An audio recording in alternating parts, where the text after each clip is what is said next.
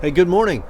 On this day in 1878, the Edison Electric Light Company was founded in America, and more relevantly, perhaps, in 1951, the first episode of I Love Lucy aired on American television. Well, why is that particularly relevant today?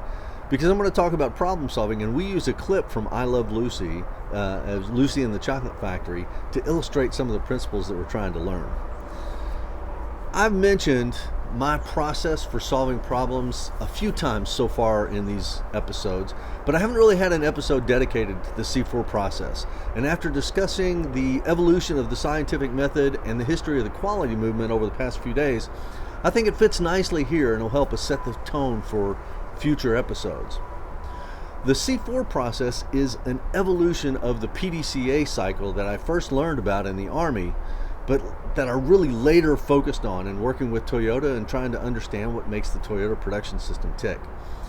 I taught PDCA for several years. Its stages of plan, do, check, act I found were excellent for conducting a thoroughly scientific analysis of any problem we needed to solve, or even better, for any improvement that we wanted to make to a particular process. But I ran into problems with people taking shortcuts in the process, though. Most people would tend to skip completely over the plan stage and just do something.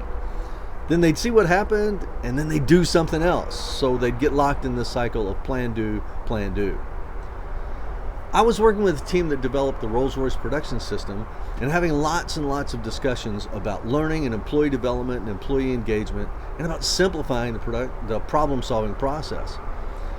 Separately, we both began to focus on the key activities within the plan stage, to call them out separately so people might stick to them a little bit better. And as we worked through these issues, Mike Kirby of the RRPS team told me that they had run a trial of a simple system that they were calling the 3 C's process, because it focused on the concern, then the cause, and then the countermeasure.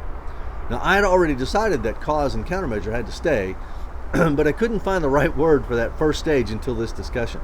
So I immediately adopted this, or stole it outright. Because my focus was much more centered on employee development and what people can learn from following this process, rather than simply to getting a solution in place, I added a 4th stage to capture the need for some retrospective thinking and to solidify the learning. And I called that 4th stage the confirm stage. I also like the sound of C4 because, being an Army guy, C4 is plastic explosive and we like to blow things up with it. So I might be able to use that. The stages of the C4 process are concern, where we understand the problem; cause, where we find the root causes of the problem; countermeasure, where we develop and evaluate multiple potential solutions; and confirm, where we collect and analyze the results and reflect on what we learned by going through the process.